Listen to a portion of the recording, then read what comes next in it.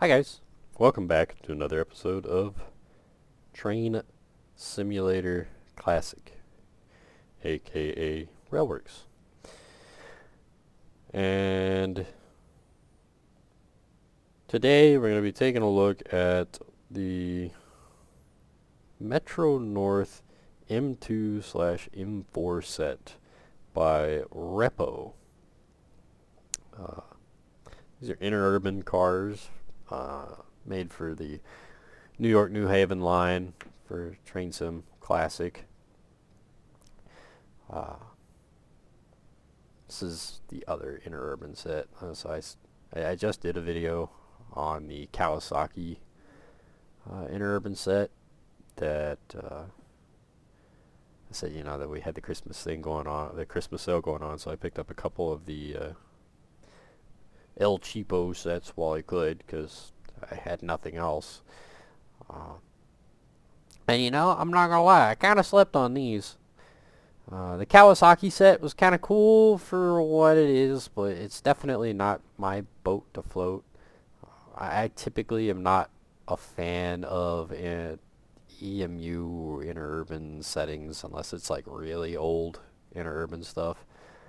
Uh, but these would be kind of different because it's Reppo. We all know Reppo. Reppo normally does some kind of in-depth models that take some effort to operate. So I thought, yeah, maybe these will be a little bit different. And I was right.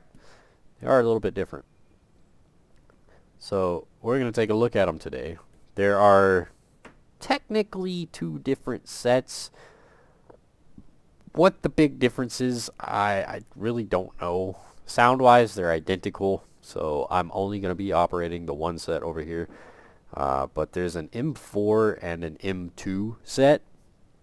The big noticeable difference that I could pick out was the fact that the M2s here do not have a trailer car. They have only cab cars, while the M4 set does have a trailer car here with no cab on it. So, yeah, I guess. Like, I really don't... I don't know the differences between the two. I'm sure somebody that's more of a interurban guy could probably go, A, B, C is different, but I myself, I can't pick out most of the things that are probably supposed to be different or are different, so. I mean, just looking at them side by side right now, it's like, they look like the same thing. There's a different paint job, obviously. The M4s here have this kind of safety striping down on the bottom, while the M2s don't. There's that. But otherwise, like inside the cab, they look the same. Outside, they look pretty much the same. So I don't know. I don't really see any kind of noticeable difference. But that being put out there, that is the two things that you will get. The first M2s were accepted for service on April 16th, 1973.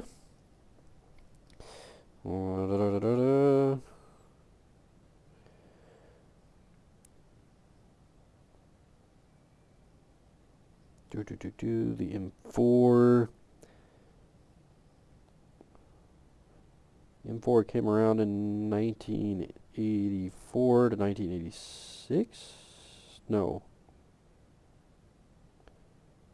The M4s came around in 1987 to 1988.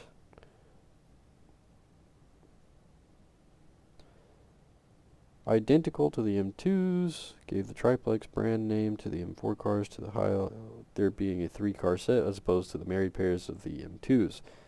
See, if I read, I would know. So, there is no difference between the M2 and the M4 besides the fact that the M4s have their trailer car. So, that is indeed the difference. That's all I got. I'm not gonna lie. I've never researched these. They're really not my boat to float. I don't care for electric interurbans. They just EMUs don't do it for me. But I got nothing else, so I figured why not. Inside the cab, they look pretty good. Again, both cabs look identical. Pretty worn out, which wouldn't look so bad if the worn out weathering per se wasn't so blurry, which, you know, it wouldn't bother me if I wasn't sitting right here. You know, it's right here in front of you. You can't really back away and avoid the blurriness. You're right here, so it's kind of obvious that the worn look is low res blurriness. So right off the bat, not a fan of that. And there's a glaringly obvious issue that you guys know irks the fire out of me. These are all 2D rivets. All flat photo texture. So that's two things right off the bat. I know. Everybody's like, but it's a Reppo. I get it. I get it. But I don't play that game of, oh, well, this developer is the greatest thing in the world, so they do no wrong. That is definitely not my favorite thing there.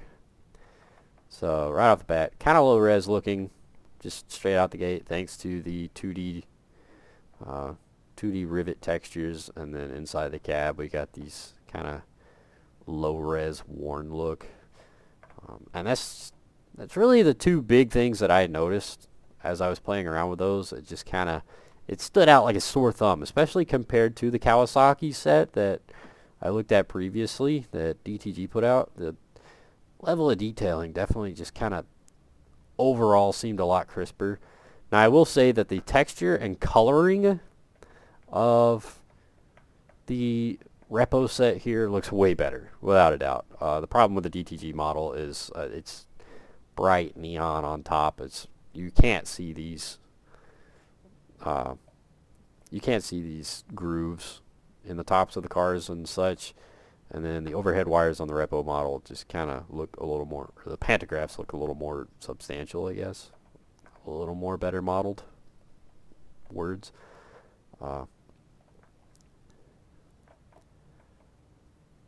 Whereas the DTG model looks like this right here. It's just kind of really bright neon white. But yeah, that's some of the stuff that I noticed just kind of straight out of the gate before we really dive off into them.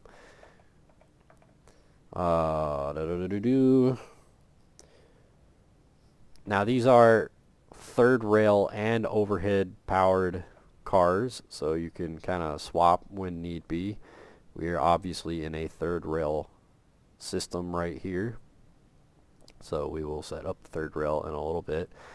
I will show you whether or not I can read the manual well enough to set it up and get us moving, because these are Reppo models. They are a little more in depth than just hop in and play. You gotta set them up, but you know, it's kind of nice. Forces you to kind of play a little bit, kind of do something.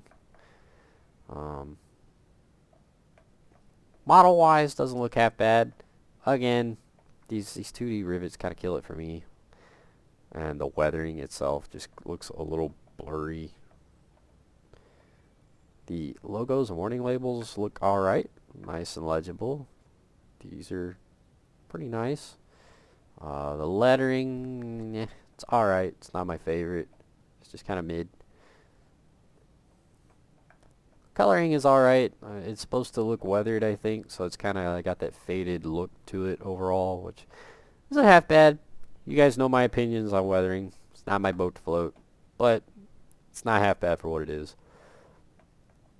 Inside, again, it's not bad. This wood texturing is quite blurry, but let's see. Is there a passenger view? There is. So inside, it doesn't look half bad. You know, these signs are nice and legible. Maps nice and legible.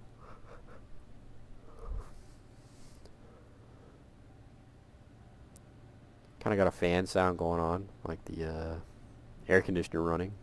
It's kind of nice. That lady looks pissed.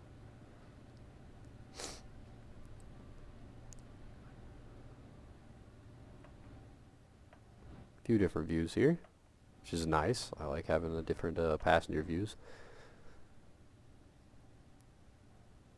And overall, it's not half bad. Just kind of...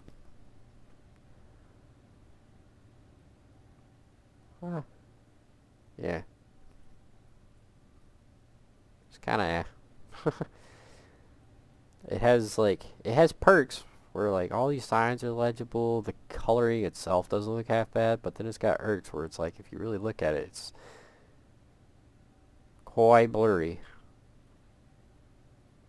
Wood paneling, the floor, stuff like that. It just like it kind of clashes with each other almost. Metro North Group Travel. Wow. Second annual fall foliage rail excursion. That one's kind of blurry. This is kind of cool. You can open the door from the passenger view to the engineer seat. Uh-oh. And you can't close the door. Noted. Once you open the door, you can't... oh, there we go. You just gotta find the hitbox.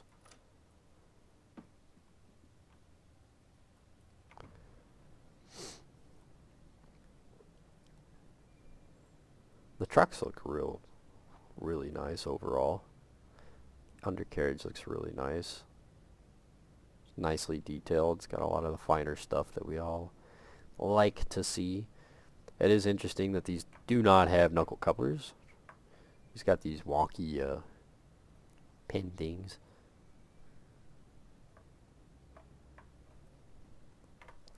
So let's see if I can figure out how to set this thing up. Oogity boogity boogity, right on down to for a third rail line. And click on the master key to put it in place. This will unlock the master lever. Whack. Master lever is in emergency position by default. Move it to max position. This unlocks the reverser. Yoink. Wait a minute. Before I get too terribly far. Where are we? Here we are. Should set up our track before we find out the funny way that we're going the wrong way. And we don't want to go the wrong way. We want to go the right way.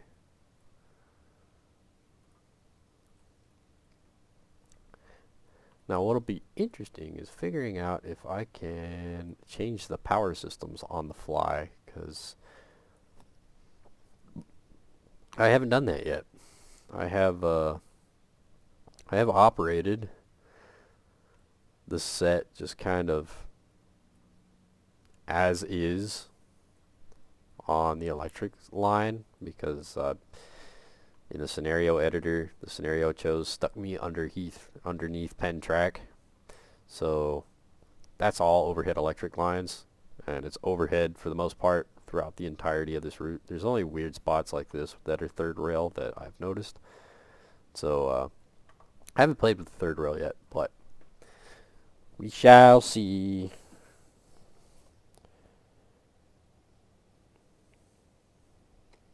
So back to what we were saying. Move the reverser to forward or reverse position. We want forward. While we're sitting here, just kind of for giggles and squiggles.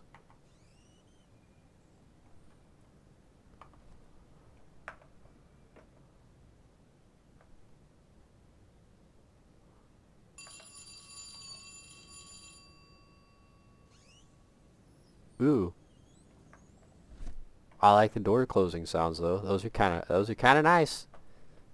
Kind of nice. They have that nice kind of squeaky to them. The door has a sound, but the sound is coming from that way, or the window here. It's kind of odd. I can open this door too, because why not? Let's see. Move the master lever to coast and allow the brake pressure to drop.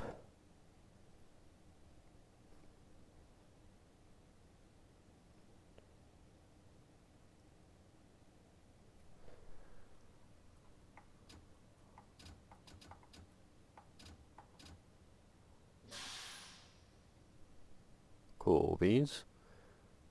What are headlights though? Before I take off, do we have headlights? Surely we have headlights. Right there. Right. How do they look? Not half bad. They're yellow. They're not terribly bright. I can live with them. Let's see, is there tail markers? There are indeed. They look pretty good as well. Cool beans. So the lighting looks pretty darn good. There's your cab light. Cab light hurts my frames a little bit. Kind of noticeable. Whereas the gauge lights don't really. Gauge lights don't look half bad. They look like they got the individual bulbs behind, which is quite nice. I don't know what's going on with the digital readout here, but whenever you look at it this way, it's nice, it's fine. And you back off and we got this going on here, which is odd to say the least. Horn.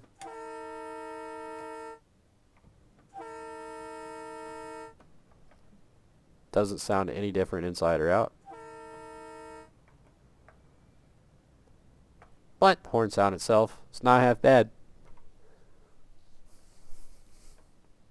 Yeah. Now add power by moving the master lever to position 4 to initially gain speed. Decrease to 3, 2, 1. And 1 when needed. Add power by, okay. So essentially just full throttle it until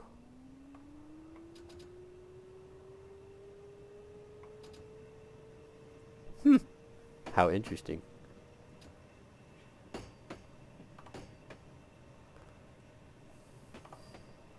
Now the reason I started us over here is underneath over there in New York Penn, the speed limit going through that tunnel, the exit, is 60 mile an hour. But for some reason the in-cab signaling thing here would not register that, and it limited me to 15 mile an hour through the entirety of the tunnel. It kind of pissed me off. So yeah, we're starting out here on the third rail system. Now perhaps I'm crazy, but shouldn't these be touching somewhere? Oh, there they are. Right there. Huh. Interesting.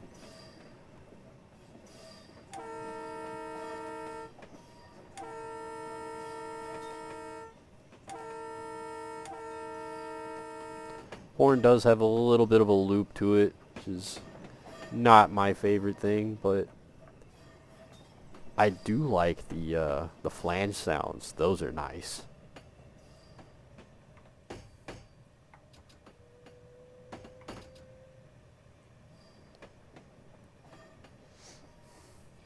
Flange sounds are really nice.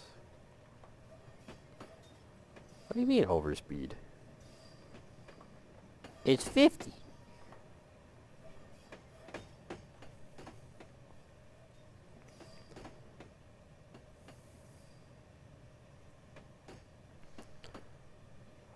I don't understand.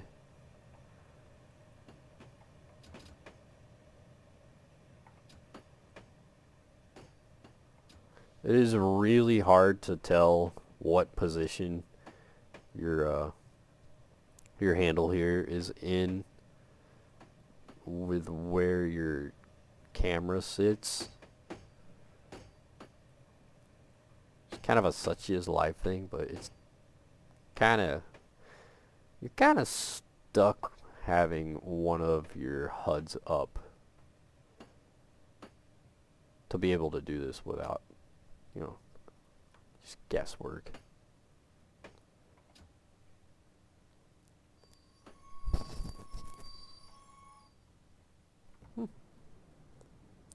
Yeah, overall, I like the sounds. I love the door sounds. Kind of that weird squeal, like the rubber being pulled through something.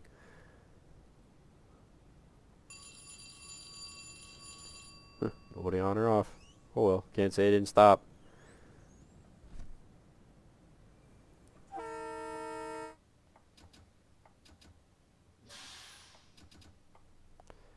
All the way up to 4.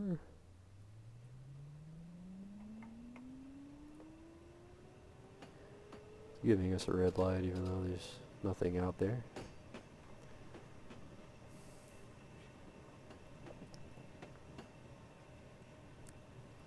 And we need that track.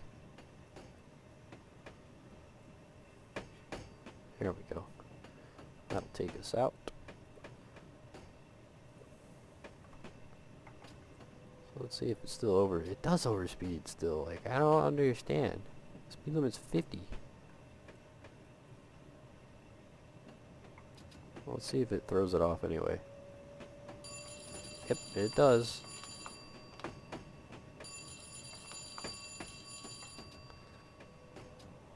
See, I don't like that. It's just kind of... I don't understand why. We have a speed limit, but we're stuck to 15 mile an hour.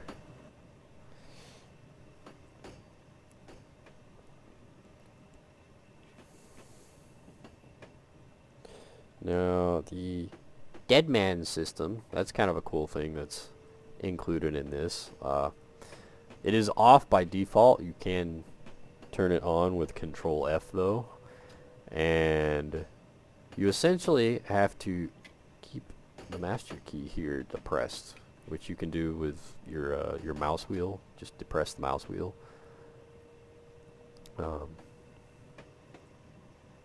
Which, you know, it's kind of a cool feature. And then of course you have your actual alerter right here.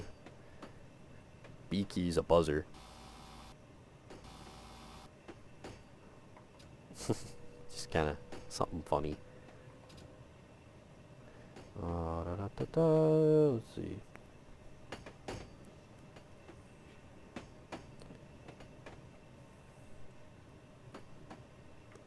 The Z key also controls that button.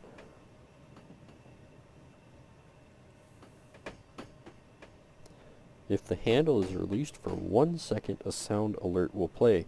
This alert is ignored for 8 seconds. A penalty application will happen and the train will stop. That's kind of cool. That's kind of different. Okay, we passed the signal. Maybe we're not stuck at 15 mile an hour still. Oh my gosh! Why? Like, I don't understand why.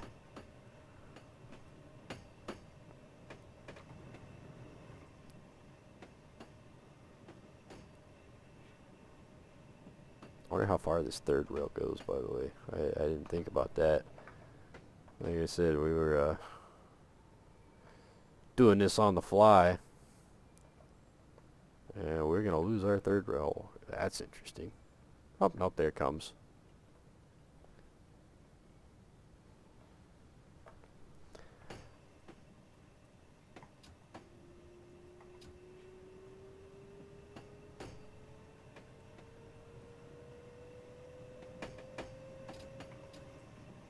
Still overspeed.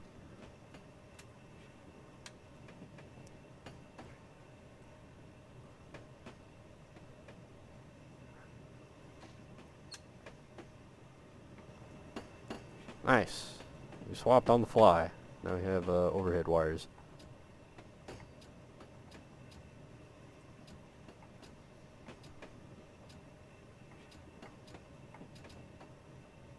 Nope.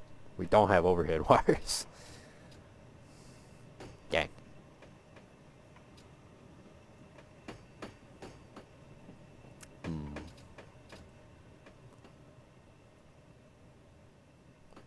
Well, then we'll bring it to a stop. Even though it says we have power.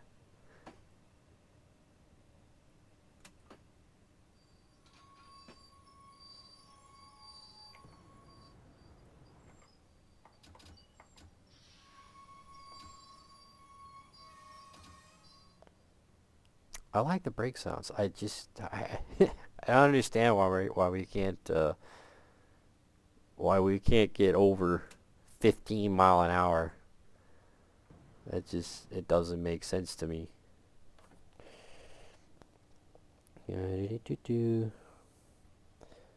Place the master lever in the coast position. Move the power mode select to the DC position. Verify the change of power supply by observing that the DC power available is green. It is not. Huh.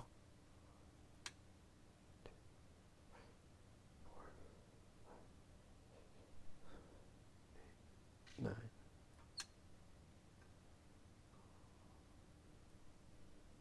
Very clearly overhead wires here. So why can I not swap to them? I don't understand.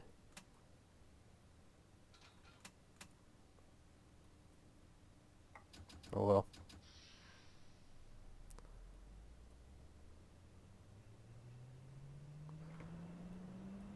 We'll be stuck with it, I guess.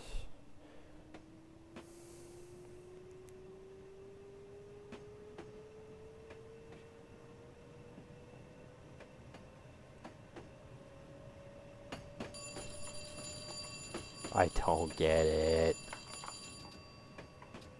Why are we stuck to 15 mile an hour?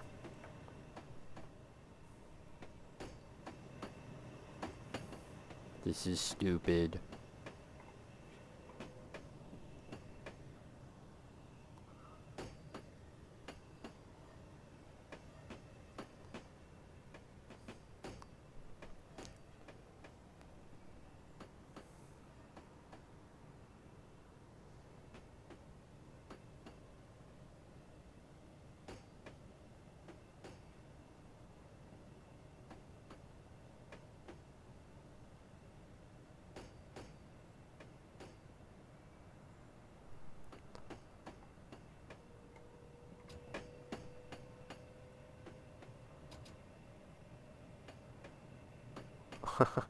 Well, I mean, the sounds are not half bad. Credit where it's due.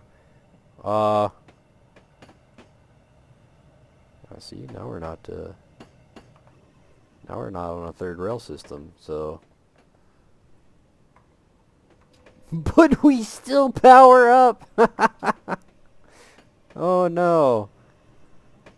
How entertaining. So, yeah, I guess you can't swap power systems on the fly. According to the description, it depends on where you're starting off. You place, you have a prefix for either overhead or third rail, and you place it down for that spot. But what do you do when you're on a route like New York, New Haven that has both and swaps between both? I would assume you should be able to swap, but as you guys saw, it didn't like me swapping. So here we are in a spot with no third rail. With nothing but overhead wires, and no overhead wire connected. But we can still operate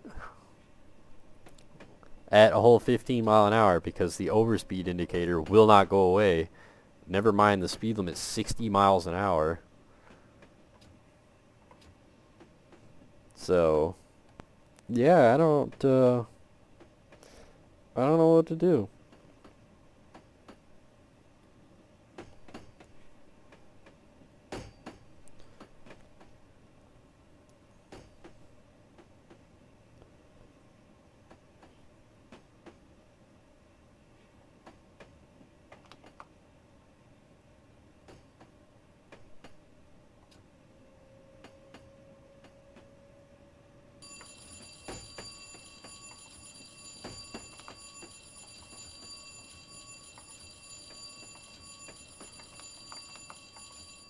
We're too.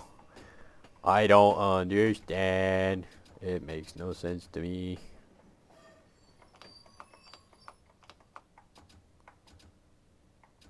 I know we gotta sit here and wait on the freaking...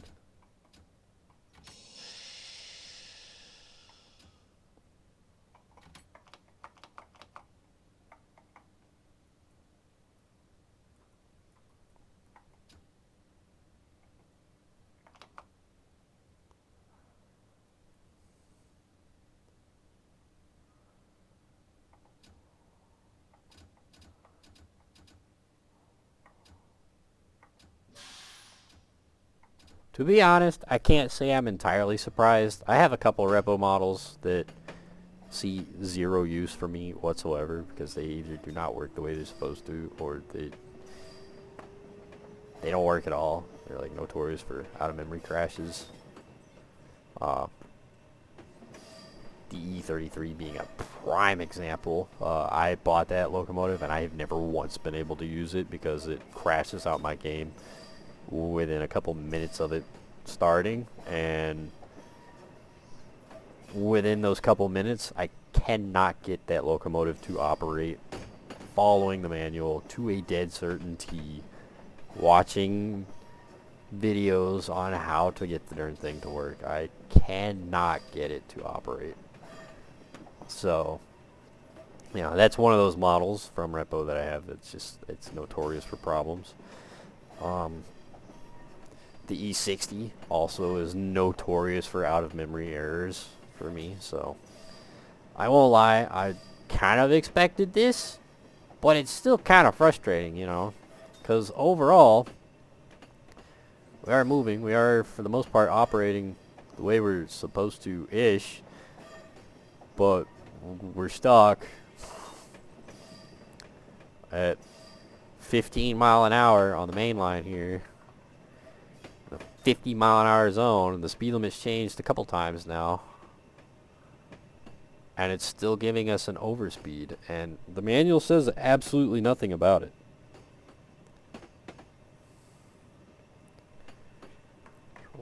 You know what? There we go. We'll turn off the ATC and see what happens. Much better. So I got rid of the ATC. I don't know why it's, you know, dead certain that we're speeding, because we're not. But yeah, so the ATC system does not work the way it's supposed to on the New York New Haven. We're still at third rail right now. I don't know. Oh no, I don't get it. It's funny, but I don't get it.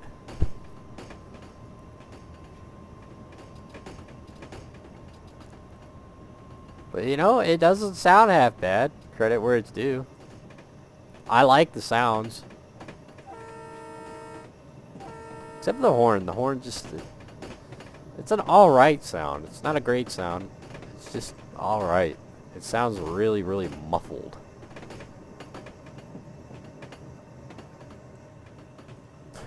Can't get past it. Oh no.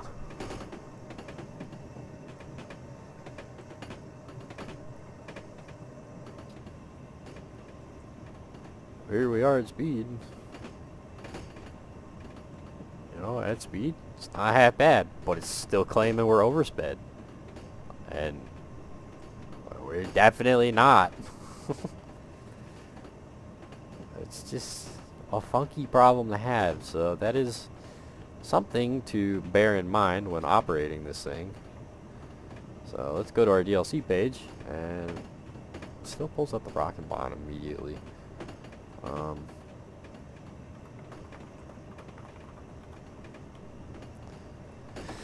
So it is $7.99 right now on sale. It was released February 6th of 2020, so it's not all that old of a model to be having these issues. Now granted, I will say I'm not entirely surprised at the fact that, you know, there's a bug, and surprised it never gets fixed. The second something passes DTG and gets released on Steam, do not expect to ever see it get fixed. It doesn't happen. They don't fix their stuff. Uh, so that is something to take note of. You will have to operate this thing with the in-cab signaling system turned off for now, because it doesn't play correctly. Again, don't know why. Da, da, da, da.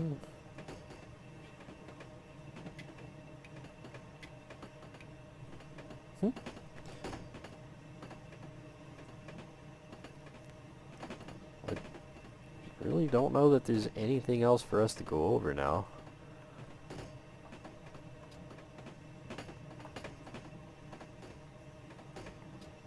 Boy, those brakes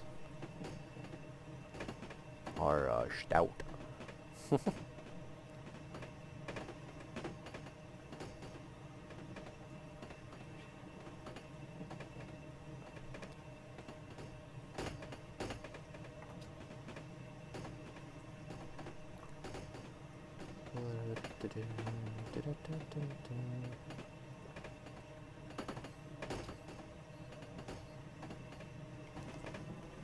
See what it takes to stop it.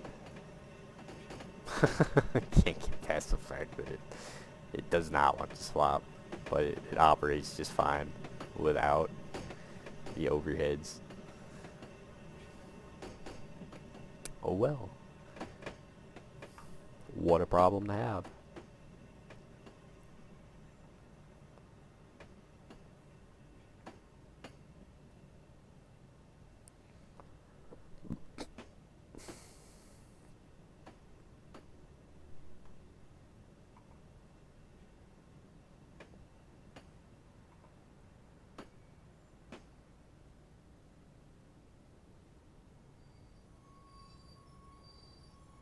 And there it is, guys.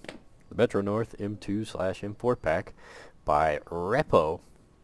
Overall, it's alright. I mean, for $7, it's definitely not a half bad buy.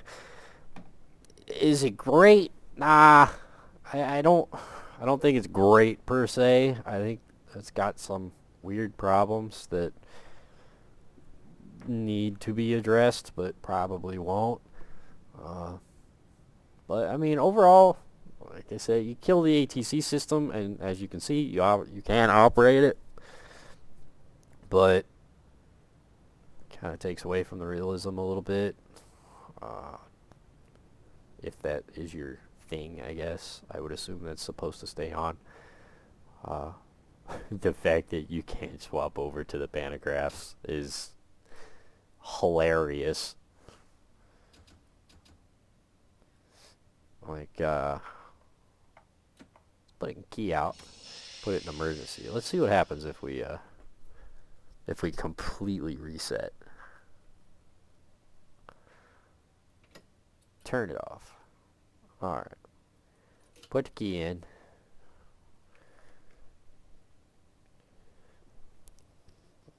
Actually, let me pull up my my notepad here. Put the key in. Put you into max.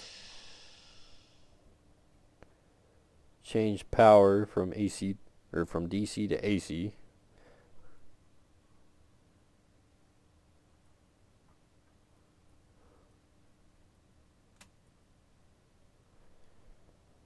By moving the power handle selector to pan up. This is the center option. Boom. Wait for the mode AC indicator light to turn on. This is the center red light above the power mode selector. Boom. Push and hold the pan up switch for 5 seconds until the mode AC with panto down indicator turns off. This is the little red light furthest on the right of the 3 red lights above the power mode selector. So hold until the light goes off. Light went off. Verify that the power has changed to AC by observing the AC power available indicator is on. It is not.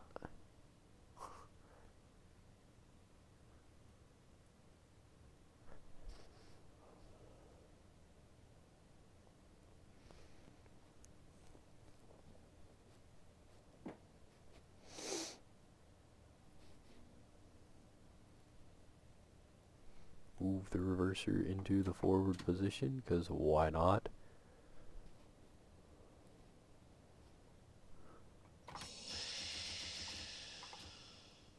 Ball release.